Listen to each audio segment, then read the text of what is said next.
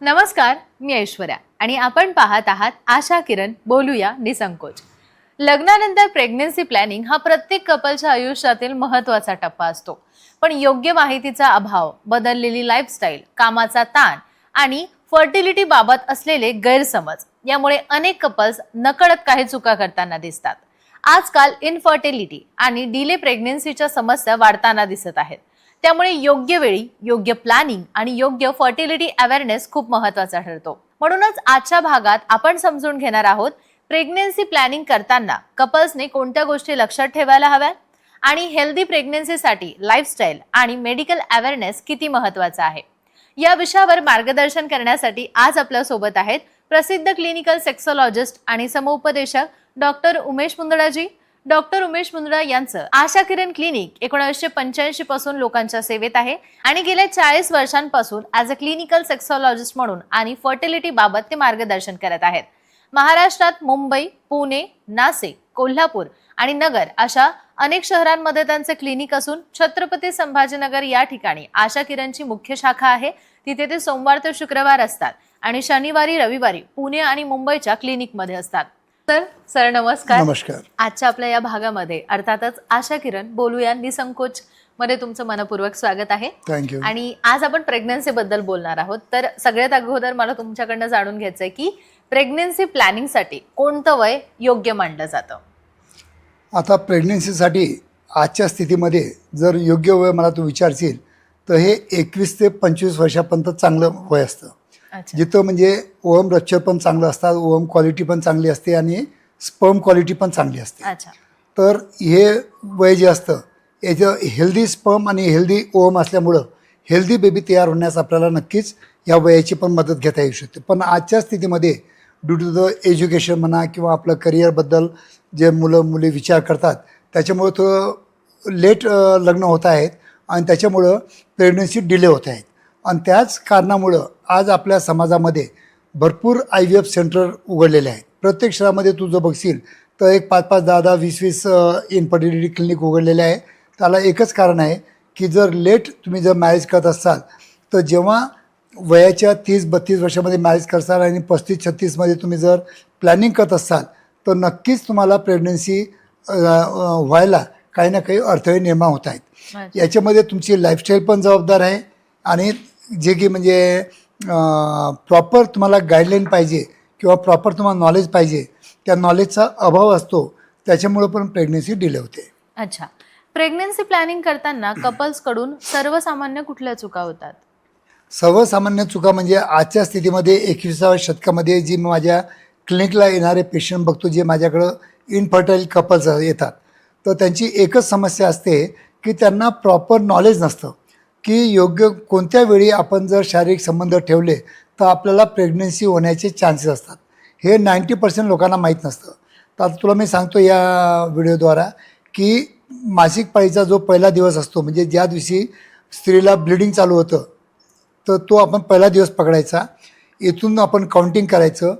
पहिल्या दिवसापासून तर 11व्या रात्रीपर्यंत आपण काहीच शारीरिक संबंध नाही ठेवले तरी चालेल, पण 11 ते 18 तारखेपर्यंत हे जे मधला पिरियड झाला मी फर्टाईल पिरियड म्हणतो किंवा ओव्ह्युलेशन पिरियड म्हणतो, ह्या पिरियडमध्ये शारीरिक संबंध ठेवणं अत्यंत गरजेचं असतं.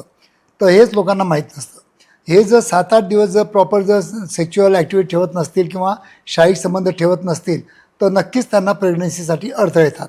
मग पेशंट येतात मला सांगतात डॉक्टर आमचं रेग्युलर आमचं कॉप्युलेशन वगैरे होतं, सगळं होतं पण तरी आम्हाला प्रेग्नन्सी राहत नाही आहे. त्याचं मुख्य कारण एकच आहे की त्यांना ओव्ह्युलेशन पिरियडबद्दल कोणीच कल्पना दिली नसते. ना आईवडिलाकडून दिलेली असते, ना शाळेमध्ये शिकवलं गेलेलं असतं, ना मैत्रिणीकडून त्यांना प्रॉपर समजत नसतं. तर ही सगळ्यात मोठी चूक आहे. तर सगळ्यात अगोदर तुम्ही जो काही फर्टाईल पिरियड असतो तो जर तुम्ही तुमचा काउंट केला, कारण की कोणत्या स्त्रियांना इरेग्युलर मेन्सेस पण असतात तर अशा स्थितीमध्ये त्यांना ओव्ह्युलेशन पिरियड काउंट करणं डिफिकल्ट होऊन जातं. तर अशा वेळी आम्ही त्यांना आहे ना फॉलिक्युलर स्टडी करायला सांगतो, जे म्हणजे सोनोग्राफी असते. आम्ही 4 ते 5 दिवस त्यांना डेली आम्ही सोनोलॉजिस्टकडे पाठवतो आणि फॉलिक्युलर स्टडी करतो. ज्या दिवशी फॉलिक्युलर रप्चर झालं त्याच दिवशी आम्ही त्यांना ॲडवाईस करतो की आज तुम्ही शारीरिक संबंध ठेवा जेणेकरून तुम्हाला चान्सेस प्रेग्नन्सी व्हायचे जास्त राहतात. अच्छा, बरं, हा जो पिरियड तुम्ही सांगितला 11 ते 18 या पिरियडमध्ये एक्झॅक्टली बॉडीमध्ये काय फंक्शनिंग सुरू असते जेणेकरून प्रेग्नन्सीचे चान्सेस वाढतात? नाही, या पिरियडमध्ये काय आहे की ओव्हम रप्चर होतं आणि जे ओव्हरी रप्चर होते आणि ओव्हम जे असतात ते म्हणजे स्पर्मची वाट बघत असतात. जर ओव्हम रप्चर झालेलं आहे ते युटरसमध्ये आलेलं आहे आणि समागमाच्या वेळेला स्पर्म आतमध्ये गेलेलं आहे, तर स्पर्मला म्हणजे स्पर्म आणि ओव्हमचं म्हणजे मिश्रण होणं हे खूप शक्य होतं आणि लवकर होतं. अच्छा तर त्याच्यामुळे प्रेग्नन्सी राहण्याचे चान्सेस जे असतात खूप जास्त होऊन जातात. अच्छा. फर्टाईल पिरियड बद्दल जागरूकता किती जास्त आवश्यक आहे? खूप जास्त आवश्यक आहे, कारण की बऱ्याच खेड्यापाड्यातल्या स्त्रियांना याच्याबद्दल माहितीच नसतं.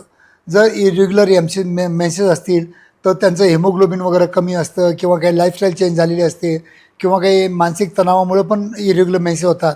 तर फर्स्ट म्हणजे तुम्हाला मेन्स्ट्रुअल सायकल रेग्युलेट करणं खूप गरजेचं असतं आणि हे स्त्रियांना माहीत नसतं. तर अशा छोट्या मोठ्या कारणावरून ह्या प्रेग्नन्सी होत नाहीत आणि त्याच्यामुळे ते जास्त करून IVF सेंटरकडे वळतात आणि IVF सेंटरमध्ये गेल्यानंतर ते उपचार जे असतात ते खूप खर्चिक असतात. म्हणून आज घाई पण खूप जास्त झाली असते. कपलना काही उशिरा लग्न झालेलं असतं आणि 35-36 नंतर घरच्याकडून म्हणा किंवा सासरवाडीकडून विचारणा सुरू होते, तेव्हा ते खूप स्ट्रेसमध्ये येतात आणि ते इतके स्ट्रेसमध्ये येतात की त्यांचे म्हणजे हार्मोनल इम्बॅलन्स करून बसतात आणि त्याच्यामुळं नॅचरल प्रेग्नन्सी होण्यासाठी त्यांना अडथळे येऊ शकतात. अच्छा. आता तुम्ही म्हणाला की स्ट्रेस, तर स्ट्रेसचा प्रेग्नन्सीवर कसा परिणाम होतो? स्ट्रेसमुळं काय होतं की स्ट्रेसमुळं आपले हार्मोन जे असतात ते इम्बॅलन्स होऊन जातात. मग ते ओव्हरी रप्चर व्हायला पाहिजे, ओव्हम आले पाहिजे किंवा मेन्स्ट्रुअल सायकल रेग्युलर व्हायला पाहिजे, ते हे होत नाही. आणि तसंच पुरुषामध्ये जर त्यांना जर स्ट्रेस आलं तर त्यांना ऑलिगोस्पर्मिया ॲझोस्पर्मियाचे लक्षण दिसून येतात. ऑलिगोस्पर्मिया म्हणजे शुक्रजंतू कमी असतात, ॲझोस्पर्मिया म्हणजे शुक्रजंतू अजिबात नसतात आणि ॲस्थेनोस्पर्मिया म्हणजे त्यांची जे शुक्राणूची हालचाल असते ती कमी झालेली असते. याचं मेन कारण आहे लाईफस्टाईल आणि आजच्या लाईफस्टाईलमुळंच इन्फर्टिलिटीचं प्रमाण खूप जास्त वाढलेलं आहे. तर माझ्याकडे इन्फर्टिलिटीचे भरपूर कपल असतात. फक्त आणि फक्त काउन्सिलिंग करून त्यांना प्रॉपर गाईडलाईन करून त्यांना प्रॉपर मार्गदर्शन करून ह्या समस्या आपण नक्कीच विदाऊट IVF सेंटर चांगल्या प्रकारे आपण सॉल्व करू शकतो. काही आहार असतात जे चांगले म्हणजे हार्मोन बॅलन्स ठेवण्यास मदत करतात किंवा काही शारीरिक व्यायाम असतात ते आपण त्यांना ॲडवाईस केलं तर त्यांचं मेन्स्ट्रुअल सायकल वगैरे चांगली रेग्युलेट होऊ शकते किंवा काही एक्झरसाईज असतात की ज्यांना म्हणजे किगल एक्झरसाईज वगैरे वगैरे, तर त्यांना म्हणजे युटेराईन मसल जे असतात ते स्ट्रेंथनिंग करण्यासाठी त्यांना मदत होते. तर या छोट्या मोठ्या एक्झरसाईज आणि लाईफस्टाईल चेंज करून नक्कीच आपलं प्रेग्नन्सीचं प्रमाण आपण घरच्या घरी पण without the help of IVF centre आपण वाढवू शकतो. अच्छा.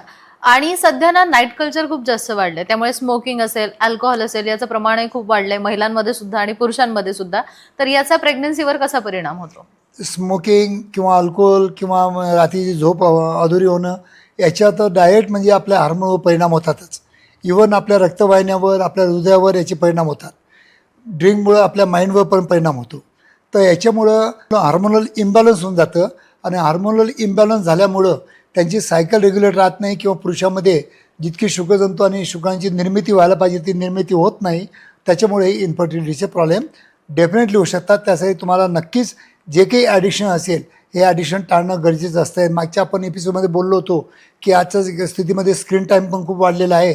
त्याच्यामुळे पण इन्फर्टिलिटीवर परिणाम होतो, कारण की रात्री पुरेशी झोप होत नाही. रात्री 2-2, 3-3 वाजेपर्यंत काम करायचं किंवा रील बघायचं, त्याच्यामुळं झोप न झाल्यामुळं नक्कीच आपलं जे आपली हार्मोन सिस्टम जी असते ती इम्बॅलन्स होऊन जाते आणि इन्फर्टिलिटीची सामना आपल्याला करायचं काम पडू शकतं. अच्छा. जसं नाईट कल्चर, स्मोकिंग या गोष्टींचा इफेक्ट होतो, तर त्याच पद्धतीने वाढलेलं वजन हे सुद्धा तितकंच परिणामकारक असतं का? आता सेडेंटरी लाईफ कोणाचं असेल आणि वजन वाढलेलं असेल तर वजन वाढल्यामुळं नक्कीच आपले हार्मोनल इम्बॅलन्स होतात.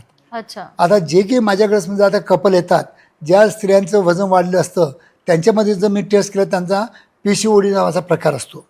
आता PCODचं प्रमाण आपल्या समाजामध्ये खूप वाढलेलं आहे. त्याच्यामुळे हेअर लॉस होतो, मुरुम्स येतात. त्यासाठी आता PCODसाठी पण आमच्या क्लिनिकमध्ये आम्ही ट्रीटमेंट चालू केलेलं आहे. कारण की PCODमुळं इनफर्टिलिटीचं प्रमाण खूप जास्त वाढतं. तर PCOD हे कमी करणं हे लाईफस्टाईल डिसीज आहे, तर हे आपल्या हातामध्येच असतं.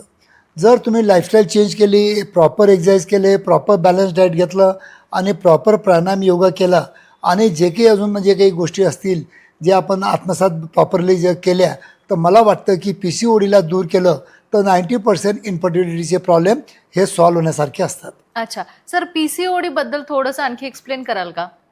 नाही, PCODमध्ये म्हणजे काय असतं की ॲबनॉर्मल ओम निर्माण होतात किंवा जास्त ओम निर्माण होतात आणि जे फर्टाईल ओम नसतात, तर त्याच्यामुळे काय होतं की इन्फर्टिलिटीस येण्यासाठी म्हणजे थोडासा अडथळा येतो आणि मेन्स्ट्रुअल सायकल रेग्युलेट नसते आणि त्याच्यामुळे काय होतं की हा जेव्हा केव्हा शारीरिक संबंध ठेवतो तेव्हा जर ओम जर रेडी नसेल तर त्यांचं कॉप्युलेशन होत नाही आणि आपण फर्टिलिटी होत नाही आणि प्रेग्नन्सी होत नाही. म्हणून आजच्या स्थितीमध्ये यंग जनरेशनमध्ये PCODचं प्रमाण खूप वाढलेलं आहे आणि 90% PCOD हे चांगलं प्रॉपर ट्रीटमेंट याच्यावर होऊ शकतं हे पण लोकांना माहीत नाही. कारण PCOD हे 90% त्याचं कारण आहे इन्फर्टिलिटीसाठी आजच्या यंग जनरेशनमध्ये आणि PCODमुळंच आज आपण IVF सेंटरचं प्रमाण खूप जास्त वाढलेलं आहे हे पण लक्षात घेण्यासारखं आहे. अच्छा ओके, म्हणजे तुम्हाला सुद्धा जर पीसीओडी किंवा इन्फर्टिलिटीचे काही इश्यूज असतील तर तुम्ही नक्की एकदा सरांना भेटू शकता. पीसीओडी बद्दल सुद्धा इथे काउन्सिलिंग आणि त्यासोबतच उपचार तुम्हाला नक्कीच दिले जातील. बाकी तुमच्या सोयीनुसार तुमच्या वेळेनुसार तुम्ही कोल्हापूर, नगर, नाशिक, छत्रपती संभाजीनगर, पुण्याला किंवा मुंबईला जाऊन सरांना भेटू शकता. सोमवार ते शुक्रवार छत्रपती संभाजीनगर या ठिकाणी मुख्य शाखा आहे आशा किरणची, तिथे तुम्ही जाऊन भेटू शकता किंवा त्या व्यतिरिक्त शनिवारी किंवा रविवारी पुण्याला आणि मुंबईला सुद्धा तुम्ही नक्की सरांना भेटू शकता. येत्या काही दिवसांपासून ऑनलाईन काउन्सिलिंग सुद्धा सुरू आहे, त्यामुळे ऑनलाईन काउन्सिलिंग तुम्ही जिथे आहात तिथे तुम्हाला मिळेल. त्यामुळे एक जो मनात विचार असतो ना की आपल्याला गुप्तता हवी आहे किंवा जायचं नाही आहे किंवा थोडंसं ऑकवर्ड वाटतंय, ती सुद्धा सॉल्युशन्स तुम्हाला आता आशा किरणमध्ये सॉल्व्ह झालेले मिळते.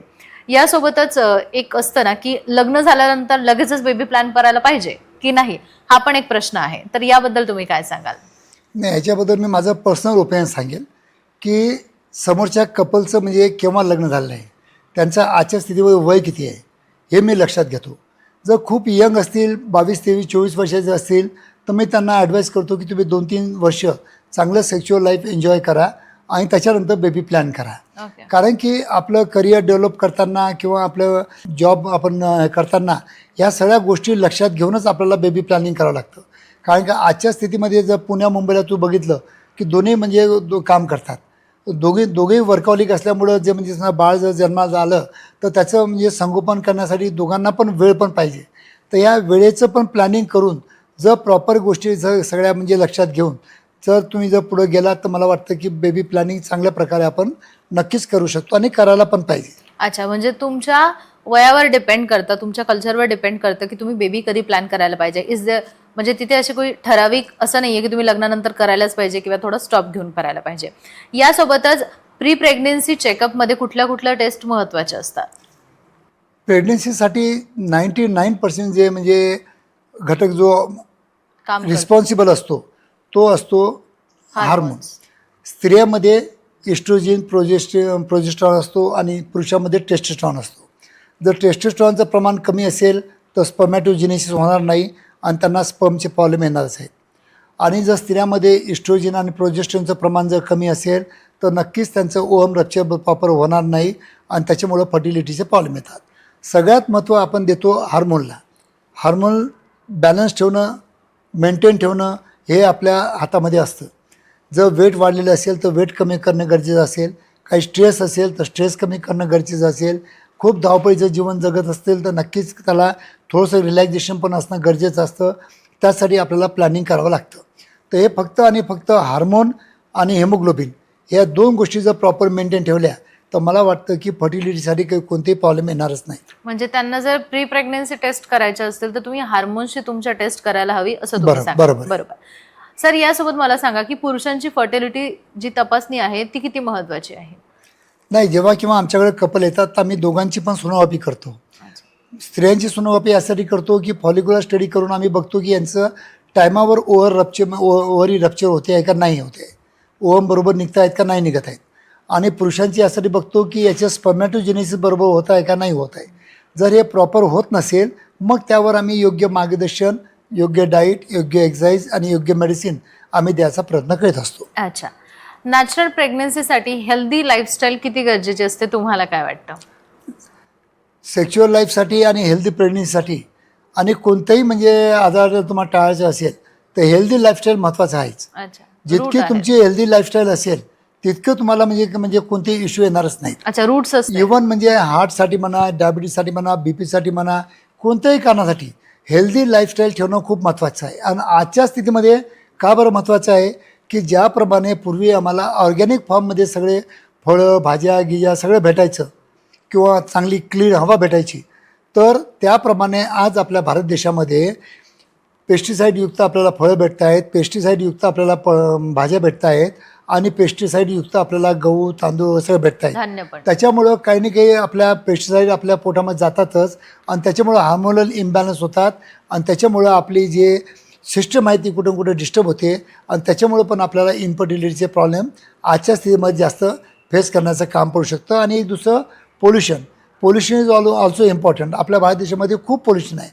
आता मी जर बाहेरच्या देशामध्ये गेलो आणि एखादा फोटो काढला तो क्लीन येतो, त्या आकाशाचा कलर पण क्लीन येतो. पण आज आपल्या भारत देशामध्ये कुठेही तुम्ही फोटो काढा तुम्हाला असं क्लीन दिसणारच नाही, कारण पोल्युशनचं प्रमाण खूप वाढलेलं आहे. आणि या पोल्युशनचं पण इनफर्टिलिटीवर खूप मोठा परिणाम होतो, हे एक सायंटिफिक स्टडीमध्ये सिद्ध झालेलं आहे. अच्छा सर, स्लीप सायकल आणि हार्मोनल बॅलन्स याचा फर्टिलिटीशी काय संबंध आहे? बघा, जोपर्यंत हार्मोनल बॅलन्स प्रॉपर होत नाही तोपर्यंत फर्टिलिटीचा प्रॉब्लेम सॉल्व्ह होऊ शकत नाही. अच्छा. त्यासाठी तुम्हाला त्याच्यावर योग्य ते मार्गदर्शन आणि ट्रीटमेंट करणं हे खूप महत्त्वाचंच असतं. झोप खूप महत्त्वाची पण आहे. बघा, तुम्हाला सांगतो की बऱ्याच गोष्टी हे तुमच्याच हातामध्ये असतात. कारण की तुम्ही स्वतः ओळखू शकता की तुमचे जर मेन्सेस रेग्युलर बरोबर येत नसतील तर नक्कीच स्त्रियामध्ये दोष असतो. आणि जर रेग्युलर मेन्सेस जर तुम्हाला करायचे असतील तर तुम्ही तुमच्या वजनाकडं, तुमच्या लाईफस्टाईलकडं तुम्हाला लक्ष देणं अत्यंत गरजेचं असतं. काही आजार असतात जसं म्हणजे ओव्हरीमध्ये फायब्रॉइड वगैरे असतात, युट्रसमध्ये वगैरे, त्याच्यामुळं तुमचे हार्मोनल इम्बॅलन्स होतात. त्यासाठी तुम्हाला प्रत्येक वेळा तज्ज्ञ डॉक्टरकडे जाणं गरजेचं असतं आणि त्याच्यावर उपचार घेणं गरजेचं असतं. पण जर लाईफस्टाईलमुळे जर तुमच्या हार्मोनल इम्बॅलन्स होत असतील आणि मेन्स्ट्रुअल सायकल रेग्युलेट होत नसतील तर नक्कीच लाईफस्टाईल चेंज करून तुम्ही स्वतःच घरी म्हणजे याच्यावर उपचार करून घेऊ शकता. अच्छा. बऱ्याच महिलांना किंवा पुरुषांना थायरॉइड सुद्धा असतो आणि याचा प्रेग्नन्सीवर मग काही इफेक्ट होतो का? आता थायरॉइड म्हटलं ते एक हार्मोनच आहे. ओके. तर मी जे तुला हार्मोनल इम्बॅलन्सबद्दल बोलतो तर त्याच्यामध्ये सगळे हार्मोन्स आले. अच्छा. त्याच्यामध्ये ॲड्रेनल हार्मोन आले, थायरॉइड आले, सगळेच हार्मोन त्याच्यामध्ये आले. तर थायरॉइड पण एक म्हणजे असा हार्मोन आहे जो आपल्या बॉडीच्या टेम्परेचरला, वेटला, याला त्या सगळ्या रेग्युलेट करत असतो. एखादाही कोणतेही हार्मोन जर कमी जास्त असेल तर नक्कीच ते हार्मोनल सायकलला आम्ही इम्बॅलन्स म्हणतो. तर imbalance of the hormone is the main cause of the infertility. आणि थायरॉइडचे प्रॉब्लेम पण आज स्त्रियांमध्ये खूप म्हणजे कॉमन दिसून येतात आणि त्याच्यावर पण योग्य ते उपचार जर घेतले तर नक्कीच त्याच्यावर तुम्हाला चांगले योग्य ते ट्रीटमेंट घेतलं तर नक्कीच तुमच्या मेन्स्ट्रुअल सायकलला आणि हार्मोनल इम्बॅलन्स ठेवण्यासाठी नक्कीच मदत करू शकतात. अर्थात म्हणजे बेसिक गोष्टी समजून घ्यायच्या आहे. झोप, प्रॉपर डाएट, लाईफस्टाईल, त्यासोबतच तुम्हाला असणारे आजार, तुमच्या स्लीपमुळे इनबॅलन्स होणारे तुमचे हार्मोन, या सोप्या सोप्या गोष्टी जर तुम्ही सांभाळल्या तर तुमची फर्टिलिटी अर्थातच खूप व्यवस्थित होऊ शकते. प्रेग्नन्सी प्लॅनिंग करण्याआधी कपल्सने डाएट आणि एक्सरसाइज बाबत कोणती काळजी घ्यायला पाहिजे? बघा, तुम्हाला जर हेल्दी बेबी पाहिजे असेल तर नक्कीच तुम्ही आजच्या स्थितीमध्ये 21व्या शतकामध्ये प्लॅनिंगनुसार जायलाच पाहिजे. कारण ज्याप्रमाणे आपण म्हणजे कुठे फिरायला जायचं तरी आपण प्लॅनिंग करतो, त्याचप्रमाणे आपल्याला जर हेल्दी बेबी पाहिजे असेल तर नक्कीच आपण प्लॅनिंग करायला पाहिजे. आता हेल्दी बेबीसाठी तुम्हाला जर पाहिजे असेल तर तुम्हाला हेल्दी ओव्हम पाहिजे आणि हेल्दी स्पर्म पाहिजे. आता हेल्दी ओव्हरी आणि हेल्दी स्पर्मसाठी तुम्हाला काय करायला पाहिजे तर जितके चांगल्यात चांगलं तुम्हाला म्हणजे प्रॉपर डाईट घेणं अत्यंत गरजेचं असतं. एक. दुसरं, प्रॉपर दोघांनीही एक्सरसाइज करणं महत्त्वाचं असतं. 2.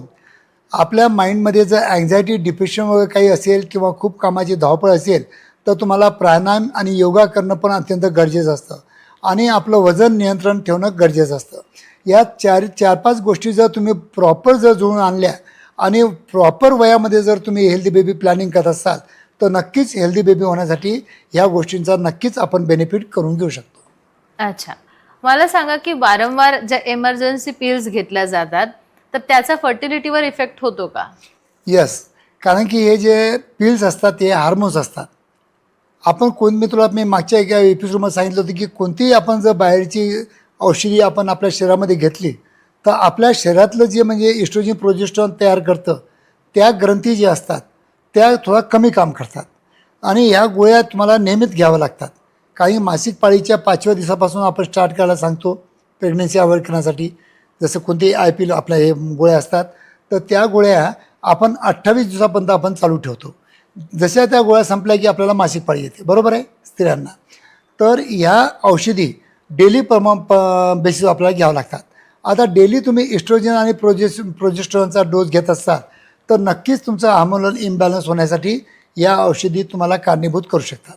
दुसरी गोष्ट आजच्या स्थितीमध्ये काय आहे की यंग जनरेशनमध्ये जर अनवॉन्टेड त्याला प्रेग्नन्सी पाहिजे असेल तर अनवॉन्टेड 72 असे IPL वगैरे सगळे टॅबलेट भेटतात. तर म्हणजे 72 तासाच्या आत्महत्या घेण्याचं ते म्हणजे प्रयत्न करतात. तर 72 तासाच्या आत्महत्येची जर गोळी घेत असतील आणि नेहमी घेत असतील तर नक्कीच त्यांची मेन्स्ट्रुअल सायकल डिस्टर्ब होणार, त्यांचं हार्मोनल इम्बॅलन्स होणार, त्याच्यामुळे त्यांचं वजन पण वाढणार आणि त्याच्यामुळे त्यांना इन्फर्टिलिटीचे इश्यू फ्युचरमध्ये नक्की आणि नक्कीच येणार.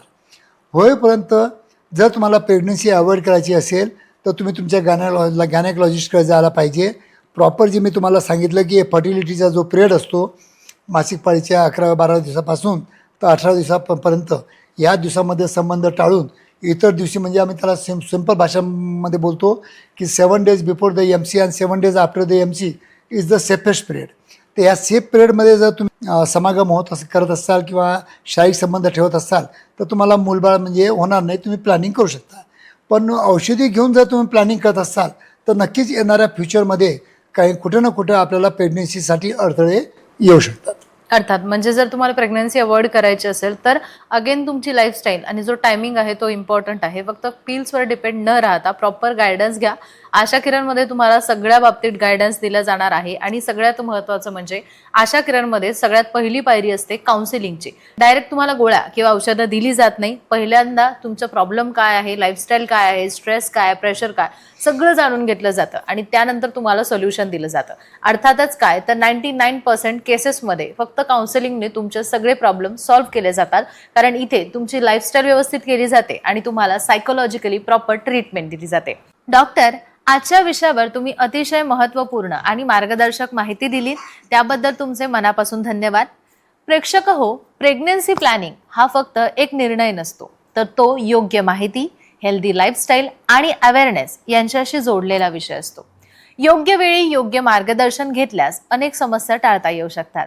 जर तुम्हालाही फर्टिलिटी, प्रेग्नन्सी प्लॅनिंग किंवा सेक्शुअल हेल्थ संबंधित काही प्रश्न असतील तर स्क्रीनवर दिलेल्या संपर्क क्रमांकावर आशा किरण क्लिनिकमध्ये तुम्ही संपर्क साधू शकता. तसेच आशा किरणच्या Instagram, Facebook, YouTube social media अकाउंट्सला नक्की भेट द्या. पुढच्या भागात आपण आणखी एका महत्त्वाच्या विषयावर चर्चा करणार आहोत. तोपर्यंत पाहत रहा आशा किरण. बोलूया निसंकोच. नमस्कार.